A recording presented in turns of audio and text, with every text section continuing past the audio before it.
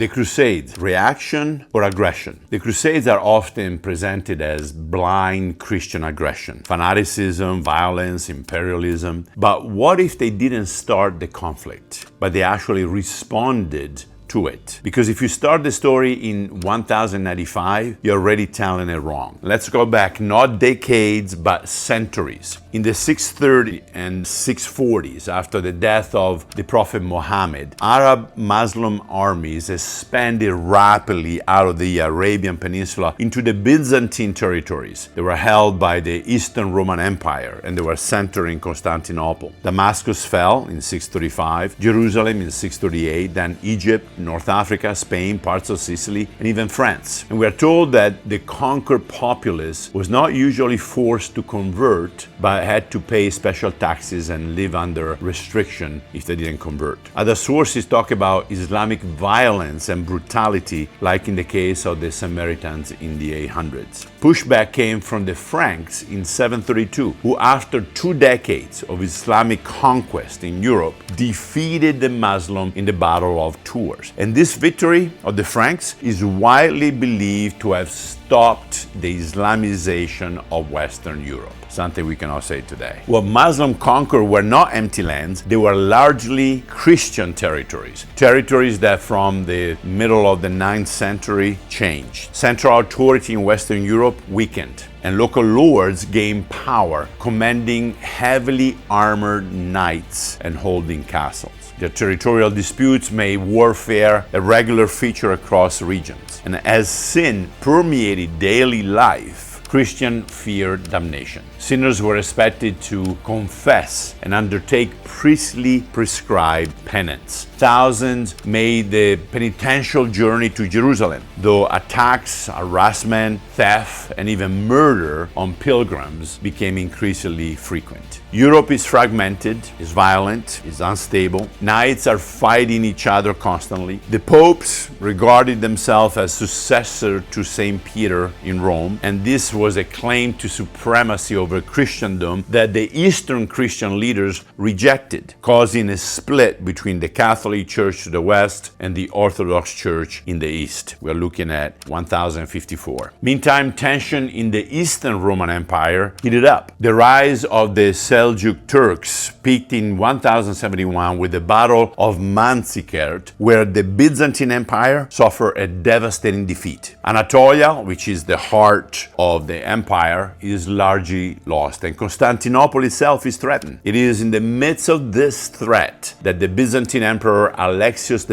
I asked the West for help. And Pope Urban II saw the request for help as a way to unify violent Europe under one authority, his, and direct the violence of knights toward an external enemy and potentially heal the split between the Catholic and the Orthodox churches. So on November 27 of 1095, the Pope makes perhaps the most influential speech of all the Middle Ages, an appeal to a religious war for God, in which he guaranteed participants a place in heaven. And this gives rise to the Crusades, by calling all Christians in Europe to war against Muslim in order to reclaim the Holy Land with a cry of Deus vult, or God wills it. Peter the Hermit, a French priest, jumps the gun and organizes an unauthorized movement driven by popular zeal, commonly referred to as People's Crusade, in the spring of 1096. And en route to Constantinople, 40,000 of these untrained, underfinanced peasants killed Jews, which were seen as unbelieving adversaries by many Christians of France and Germany, and ransacked villages, thus gaining disfavor with Emperor Alexios I. Because of their disorganization, once outside of the Byzantine area of Anatolia, almost all fell victims of the Seljuk Turks, who either murdered them or sold them into slavery. The first official crusade, or the Prince's Crusade, because of the adhesion of members of the high nobility and their followers, took place late in 1096. And their aim was to return the Holy Land, which has been conquered by Sunni Muslims in the 7th century, to Christian rules. With an army of 100,000, the Crusader forces gradually arrive in Anatolia, in autumn of 1096. Within 3 years, they defeated the Turks and other Muslim groups, setting up feudal states or crusader states like the Kingdom of Jerusalem, the County of Edessa, the Principality of Antioch, and the County of Tripoli. Jerusalem was reached by the Crusaders' army in June of 1099, which brutally massacred the Muslim and Jewish residents. Some accounts mention the slaughter of women and children. Others mention the sparing of those. Who is correct? This is not a one-sided story. It is a cycle of conflict starting in 632 that lasted over a half a millennium. The Crusades were not one event. We can count 8 official ones. They were a series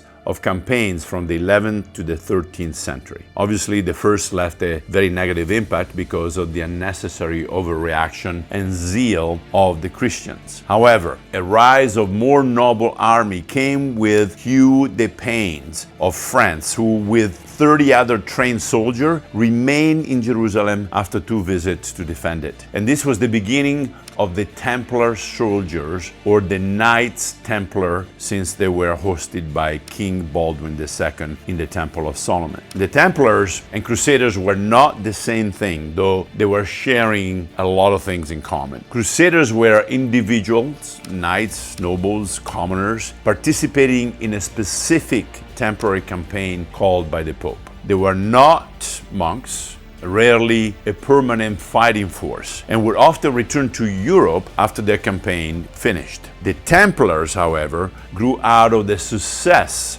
of the First Crusade, the one from 1096 to 1099. They were established to defend, and thus a permanent elite military monastic order founded after the First Crusade to protect the pilgrims. View them as the special forces of the 11th century. And their rise to power and sudden betrayal and persecution and even execution is something we should treat separately, since I found it quite intriguing. So we're going to do a separate video on that. To sum it up, the Crusades were driven by multiple forces: religious, the defense of fellow Christians, the desire to secure holy sites taken by Muslims; political, power consolidation, influence of the papacy; social also, redirecting violence in Europe; and personal, land, wealth, status, forgiveness of sin. So this was not a purely holy mission, but neither was a random aggression. Were there atrocities? Yes. We just spoke about the killing